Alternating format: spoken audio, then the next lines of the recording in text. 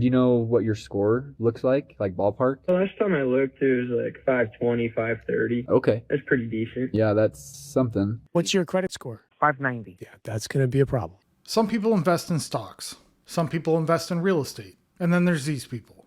I'm looking to trade in my truck, hopefully get into something else. Trying to get into something pretty cheap, trying to stay at like $200 a month for payment. Okay, sweet man. What are you driving right now? I'm looking to trade in a 2012 Ram 2500. Is it diesel? No, it's a gas. What trim is that? It's a Bighorn. Cool, dude. Those are sweet trucks. How long you had it for? Bought it probably the end of 2024. Making some questionable financial decisions, so I'm a little upside down still. Okay. You already know you're upside down. Do you know how upside down you are? Like 17,000. Shoot, man. How much do you owe total? Like 23,000 still. Okay. That's not terrible. Yes, it is terrible. It's about as bad as it gets. You have to wonder what kind of things the salesman's seen. If he thinks this isn't that bad. You expect to be a bit under when you buy, even a couple thousand. But that's enough for a nice used vehicle. So are you wanting another pickup, or are you just kind of looking for anything that's within that ballpark to help with the payment? Anything in that ballpark, preferably like a diesel pickup. We've definitely got some options. Are you planning on having any other money down to help with that negative equity? I can put a couple thousand down, not a whole lot though. Like 3 or 4? Yeah, we could do that. Okay, so $4,000 down. How did you figure out you were as upside down as you were? Did you just throw it on like Kelley Blue Book or something? Kelley Blue Book, just looking around, a couple of other dealerships. Okay. What have those other dealerships offered you for the truck? Not a whole lot. Trying to keep that in my back pocket. Hopefully get a better deal from you guys. Gotcha. It's always going to go the same way. You aren't going to trade your way out of negative equity. Nobody is going to eat that cost. You're going to pay it no matter what you do. So why not do it the cheapest way possible and not add any more by trading? Is there a number you had in mind for it? I'm trying to come out as clean as I can, so as high as the number you guys can give me. Was there a truck that you saw on our website that made you want to call us? There's a couple. You guys got some clean rigs out there. Okay. I got a 2011 Silverado. It's a 1-ton. That one might be helpful as far as absorbing some of that negative equity. Do you know what your score looks like ballpark? The last time I looked, it was like 520, 530. Okay. That's pretty decent. Yeah, that's something. The hard part is going to be just where your credit score is at. 500 is doable. I've seen it happen before. And the credit score is likely why he's so far under. When your credit score is that low, there's no point in borrowing. The goal should be to fix it. The only way to fix it is by paying down your debt and not taking on more. This is only going to drop the score further and put him in a much worse spot financially. I need something like a minivan or like a SUV. I have 2 cars, one for work and one for the wife. So I don't want to get rid of one. There's nothing wrong with the car. I just feel like I'm overpaying. What are you paying for that car? $752 a month. And you know what the payoff on that car is? Exactly $31,750. It's a pretty unique car, believe it or not. I'm upside down regardless. You're hugely upside down for sure. I'm thinking it's worth probably 17 grand-ish. Wow. I figure you're upside down, call it 15 grand, 14 grand. It surprises me that people are surprised they're underwater. Any vehicle I've had in the past, I've checked to see what it's worth. And it wasn't even about selling. I just wanted to know the value of it. Just knowing what it's actually worth. Because the number in your head and the number the market gives you are usually 2 different things. There's no incentives that can save me. We've rolled in 30 grand. It just really depends. What's your top end budget? $850 a month. It's doable for me. And you guys need a minivan, or are you guys okay with a 3-row SUV? Yeah, a minivan is desired, but whatever helps, I'm open-minded. I would need you to be open-minded to a Pathfinder SUV. If this is what you want to do, your priority is to get out, and you don't want to go up in payment too much, this is where you're going to have to be. It's a 2026 brand new redesign. It's still a very nice vehicle. Figure if we're rolling in your negative equity, 39 months, $5,200 out of pocket, $859 a month, and then you're out of the car. You're out of the car, but you won't have a car. I don't like how they frame it. He's going to end up paying the negative amount back, or very close to it, and has nothing to show for it in the end. Somehow a lot of people think this is a good idea. I'll never understand why. I haven't never been able to lease. What's your credit score? 590. Yeah, that's going to be a problem. Do you have a good auto payment history? 2 cars. I have auto pay. Why is your score so low? You know what it is? I had a girlfriend, and the girlfriend messed up the credit card. Right now, I'm really actually going up slowly, but it's just taking too long. We can definitely try, but I don't know if we're going to be successful or not. I think I'm going to take a Tom Brady pass on this one because I don't want to affect more of the credit than what is already affected, but I really appreciate it. That's my pleasure. You can't really blame credit card debt on a girlfriend. She shouldn't have had the card to begin with. I've never given mine to a girlfriend, and I wouldn't even consider it. That's just asking for problems. That one's on him. Handing someone your credit card is basically the same as swiping it yourself. How did I get into credit card debt in the first place? So when I turned 18, I moved out on my own and I was working 2 jobs and I put myself through school, but it took me like 4 years to get an associate's degree, but nonetheless. So I was putting all my school stuff on credit cards and I was taking more classes than needed because I didn't even know how the school system worked. I didn't know anything about financial aid or scholarships. I was just taking random classes and I thought, once I get all these classes, I'm just going to graduate. You need like certain classes to graduate. Like that's just not how it works.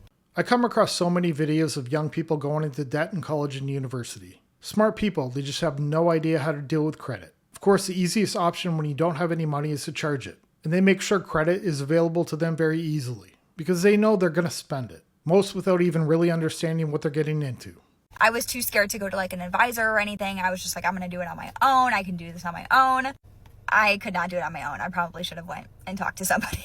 Okay, so all my school stuff is going on my credit cards. I moved out. I had a roommate at the time and things were okay. And like I said, I was working 2 jobs. So I had money coming in. I was paying everything on time and all my credit cards were getting paid. And then my credit card limit started rising, which not good because I was just putting more and more on the credit card. She was probably only making her minimum payments. A lot of credit limit increases I've had in the past were when cards were getting close to being maxed out. They see you spending and making the payments on time. And of course, they're going to increase your limits because they want you paying interest on the highest limits possible. Eventually, my roommate moved out and that left me to pay for everything. So I was paying for all the bills on my own, all my groceries on my own. I was also like 21 at the time. So I was going out. I was buying new clothes. I was just buying things that I didn't need. I could not tell you one thing that I bought from that many years ago, but I could tell you that I'm still paying for it now. So eventually I ended up moving to a new apartment and that HOA was very expensive. It was like $400 and I was putting that $400 on my credit card and I was like, okay, well, I'm going to pay it off next month. Next month came around. I couldn't pay it off, had to put the HOA back on that card because I still couldn't pay for it. It always goes the same way. You spend a little with good intentions of paying it off, but you see that minimum payment of $10 or $20 and you pay that because you'd rather have that money for something else. It's no big deal. You can pay it off next month. You keep adding more because the minimum payment barely moves. And eventually it snowballs into a payment you can't afford. Was slowly just paying the minimums on my cards and that is not good because the interest was really building. It was like 26% interest, 29% interest. It was high. Eventually like $1,000 on my card turned into like $5,000 on my card. And then everything didn't really start clicking for me until I turned 25 and I was like, I need to get this under control. Because from the age of like 21 to 24, I was letting this debt build up and just putting more things on my credit card. And it all happened really fast. And I didn't know anything about credit cards. I didn't know anything about credit cards. I didn't know anything about money. I didn't have a savings account. I didn't have an emergency fund. I had nothing.